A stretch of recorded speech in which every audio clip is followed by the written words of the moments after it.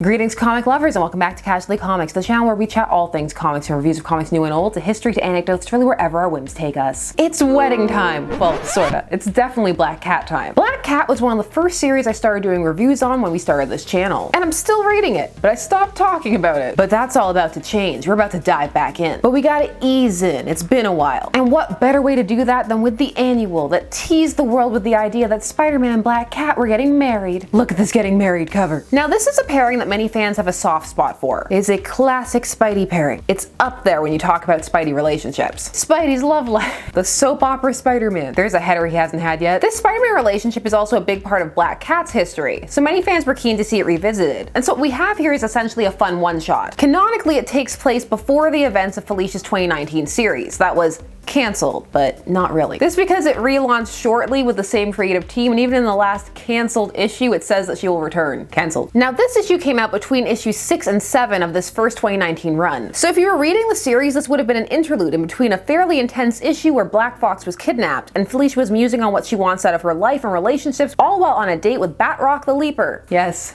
Batroc the Leaper.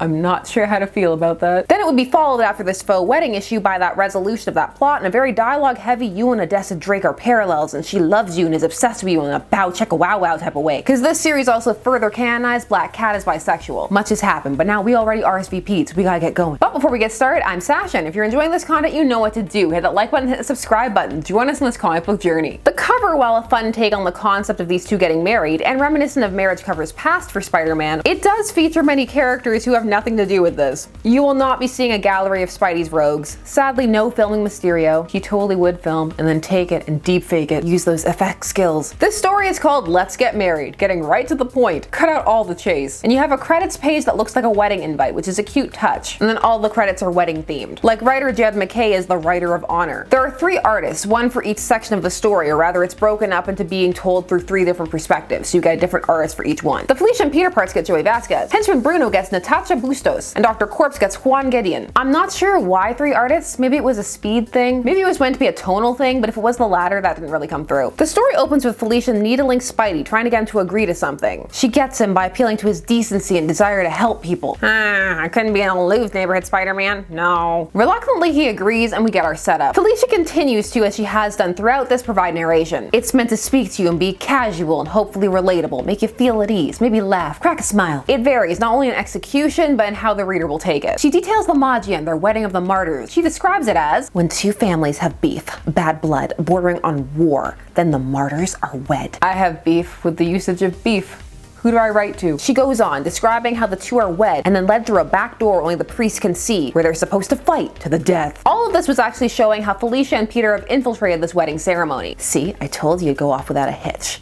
Other than, you know, us getting hitched. One hitch. I admire the commitment to this pun. Spidey is concerned about how exactly they're gonna get back out past everybody, but Felicia says to relax. She's got a plan. We then cut to a segment featuring each of her henchmen respectively. First, her tech henchman, lover of science, hater of magic. He's known for, as he puts it, terrifying applications of the sciences, which does sound quite imposing, hats off. And this section, along with the one that follows it, is good, especially in the context of her series. It fleshes out these characters who, if you were reading along, you have been following and maybe want to know a bit more about, because they have been given distinct personality traits. This gives you some insight into them and why they're with Felicia. Makes them feel more firmly established and grounded as characters. You see that Dr. Corpse here is looking for a chance to get in on some complex heists, show off his skills, but is also baffled by Felicia's success, since she's so impulsive and he doesn't believe in luck or magic. Even when he was facing it directly, he still didn't believe in it. No, I haven't forgiven him. We reviewed several issues of this series already, so I'll link it so you can go check that out. And so as a scientist, I observe her, and as a criminal, I follow her.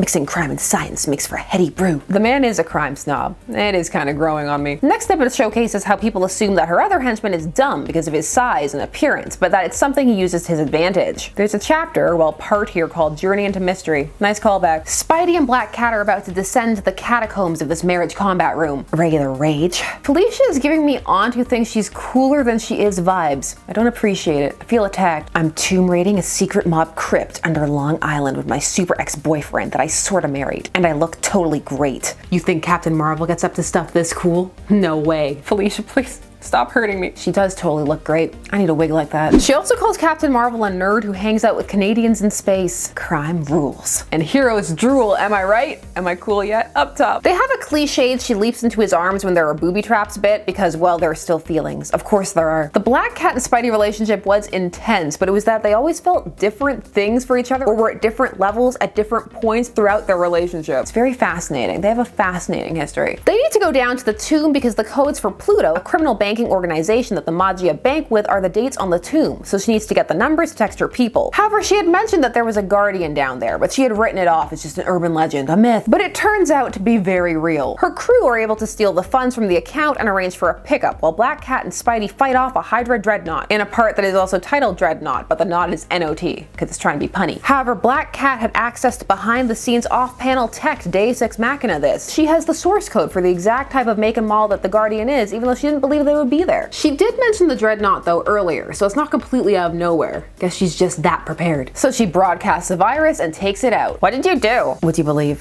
Feminine wiles? I've seen the effect of your feminine wiles. So yes. The guests at the ceremony are wondering what is taking this battle to the death so long? How long does it take to take somebody out? I don't see why this has to happen behind closed doors. Wouldn't this be more effective and stop more dissent if you could see it happening, watching your loved ones be forced to battle each other to the death? I feel like that would make more of an impact. However, one of the guests, the father of the bride actually, is made aware that he's being robbed. Silvio, it's your daughter's murder wedding. This scene made me laugh. I'll go sit in a corner now. However, amidst this, the doors open and both Spidey and Black Cat emerge, back in their wedding garb but sporting Hydra masks. I see Hydra has a Jessica Drew let your hair out option now. Nice. Even though in Jessica Drew's first appearance, her hair is actually covered. Back with Hydra. We've talked about Jessica Drew. I've got links for that too. Still, this gives Felicia an opportunity for wig life, and you know I'm always here for that. Hail Hydra, baby. They drop some tear gas and escape in the confusion. And the two share a laugh about the absurdity of what just occurred in the getaway vehicle. And so after this, everybody rendezvous and we get to see why what happened just happened. The couple that was supposed to take part in this wedding were truly in love with each other and couldn't stand the thought of one having to kill the other, so they enlisted Black Cat's help and she got Spider-Man to help, but he only agreed if her half of the cut went to charities. The couple get the 1.5 million and a special car that one of the henchmen stole so that they can be safe because it's got special tech. Don't fall back into the gangster life, or worse, hedge funds. I'll know. How do you feel about meme stonk investment, Spidey? So they see the couple off and reminisce, and there is actually a mention of Spectacular Spider-Man 300 where Felicia proposed to Peter. It's where you get this panel, which then people sliced in with that Batman proposing panel and you get some fun mashups. Peter wouldn't leave Bruce at the altar,